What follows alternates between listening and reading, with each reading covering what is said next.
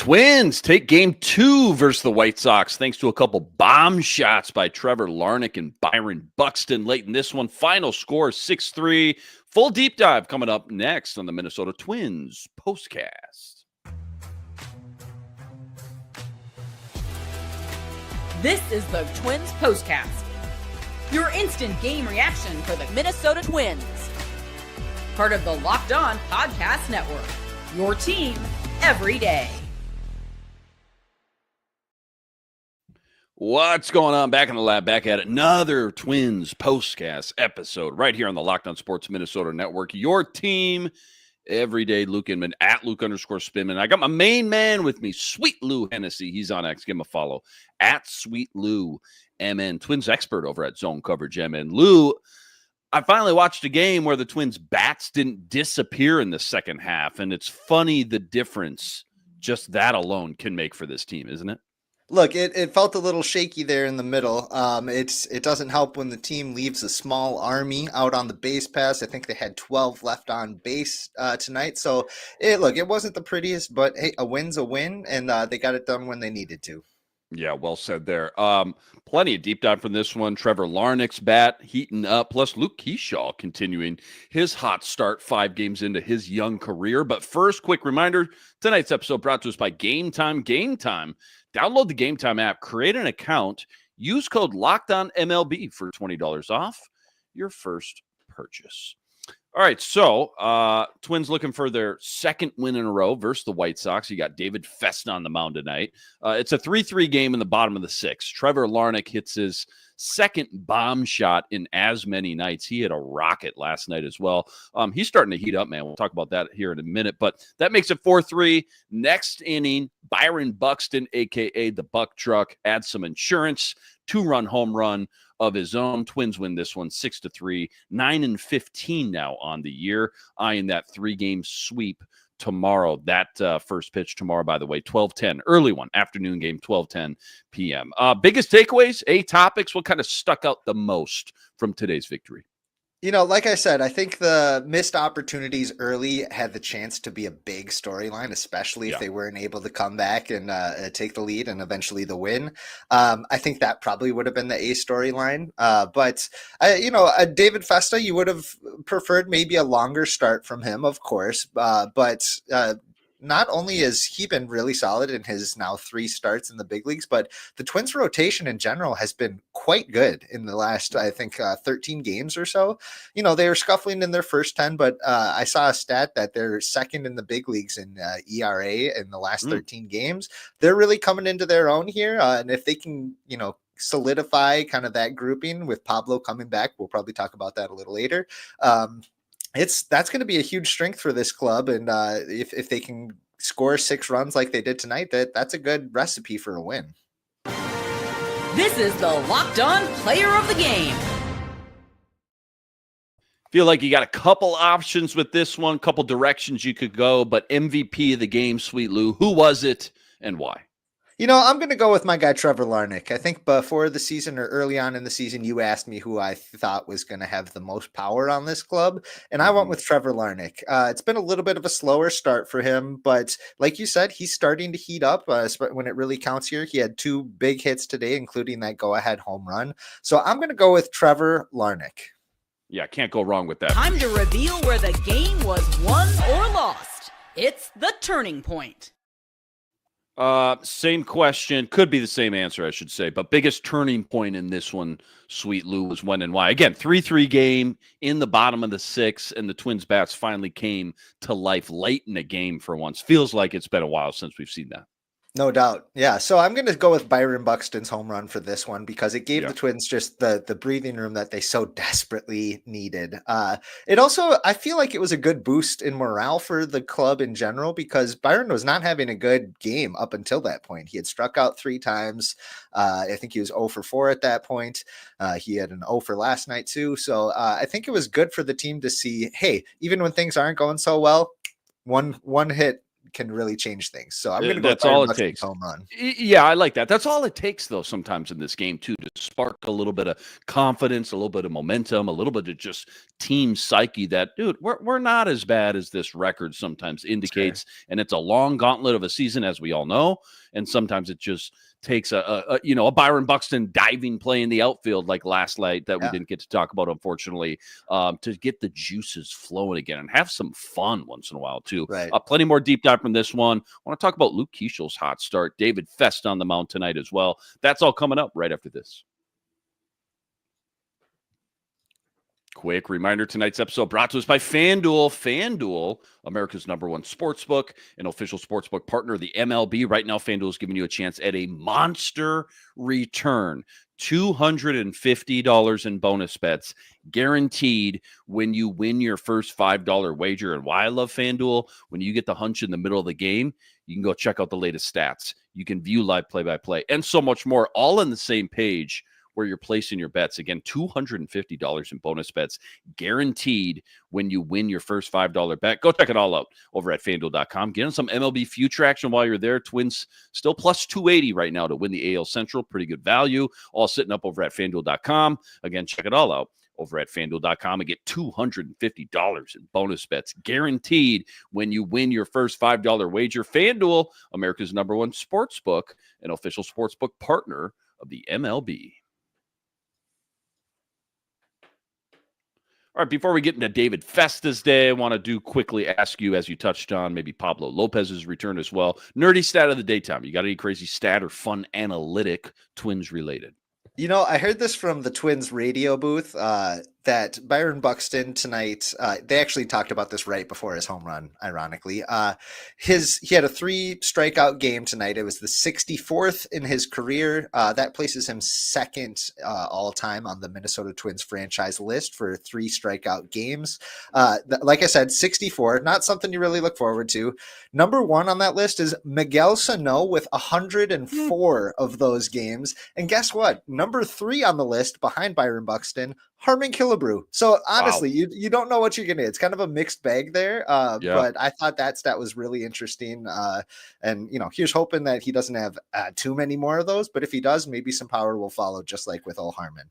A couple of great answers to an elite trivia question you can bust out at a dinner party for sure. A couple interesting names for sure in that group. David Festa was okay tonight, right? Not elite, not terrible though by any means. 4 innings, 4 hits, 2 earned runs, 3 walks, 5 Ks, only 84 pitches. How'd his stuff look? And big picture, how's this rotation been looking, I guess, without Pablo Lopez, and any update on Pablo Lopez as well moving forward? Yeah, David Festa looked pretty solid tonight. He was cruising early on. I really liked what I was seeing from both his fastball, and he was mixing in that sinker, which I believe that he is kind of a newer pitch for him that he was trying to implement, especially against right-handed hitters, something that he can kind of jam them with.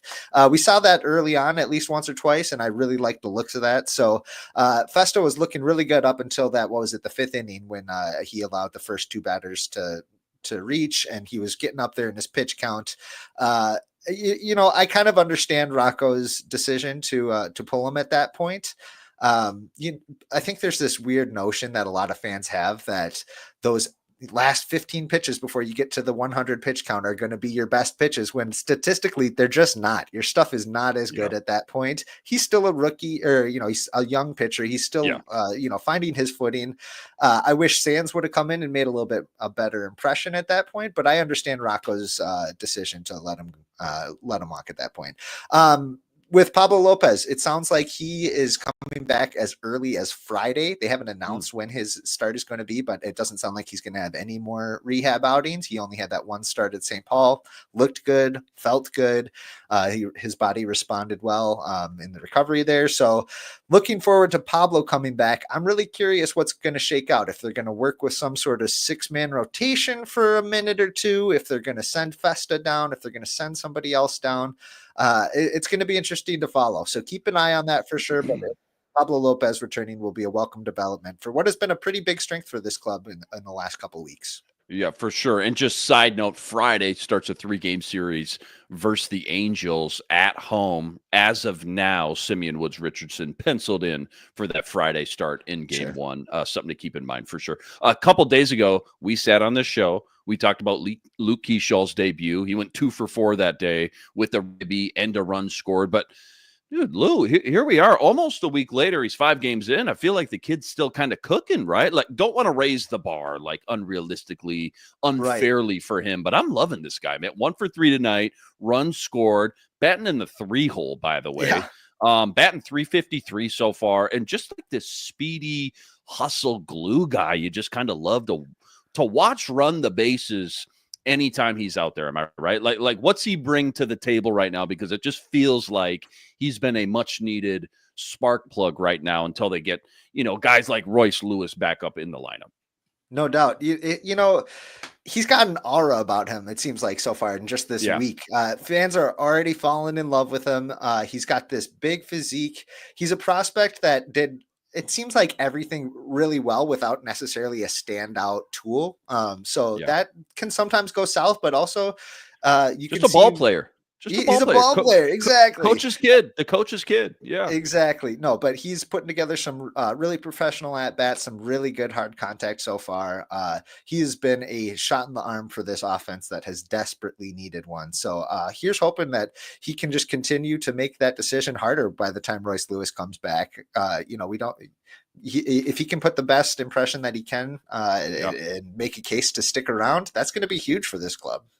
Yeah, 100%. Well said there. Don't go anywhere. Quick preview for game 3. Hopefully Twins busting out the brooms for the sweep versus the White Sox. Again, first pitch 12:10. But that's all coming up right after this. Quick reminder, tonight's episode also brought to us by Prize Picks. Prize Picks, America's #1 fantasy sports app, now with more than 10 million members to date. And for me and my money, it's by far the easiest. It's the most exciting way to get in on all the action while you watch your favorite sports and you watch your favorite players. It's so simple, too. All you got to do, you pick more or less on 2 or more player stats. You watch the winnings roll in. Baseball season officially here. Could be strikeouts, RBIs, home runs, stolen bases, you name it, they got it. Take your pick on more or less. Add them to your Prize Picks entry today. Plus, they now offer Apple Pay, quick and easy deposits into your account all season long. Download the Prize Picks app. Use code LOCKEDONMLB for $50 instantly with any $5 wager. Okay, game 3 tomorrow. Looking for the brooms. Chris Paddock on the mound. Again, 12:10, first pitch. What's the one thing you're most intrigued about for this matchup, for this game 3, after what you've seen from this lineup, I guess, from games 1 and 2? I'm curious to see how far Chris Paddock can go tomorrow. He's been trending in the right direction, which is very promising. However, we've said that before with him, and he's laid an egg, and he's had a harder time. So I'm excited to see how far he can go, especially because this bullpen is going to maybe need him to eat some innings here. Duran last night threw like 35 pitches. He might not even be ready for tomorrow yet. Maybe he will. We'll see. Griffin Jacks, I think, is pitched in back-to-backs now. We saw Brock the Glock Stewart tonight. We saw Danny Coulomb. So we'll see. We'll see who's ready and available tomorrow. Should the Twins have maybe a slim lead or a tie game going into the 7th, 8th inning, something like that. So I'm intrigued to see how they map that out. This is what you'll be talking about.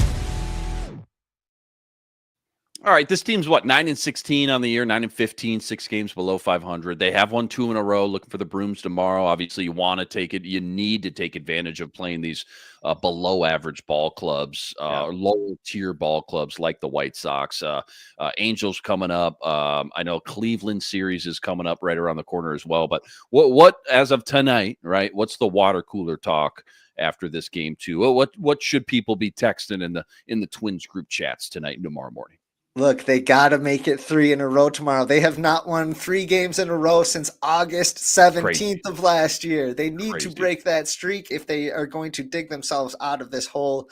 There's no team I would want them to do that against besides the Chicago White Sox. They need to make it happen tomorrow.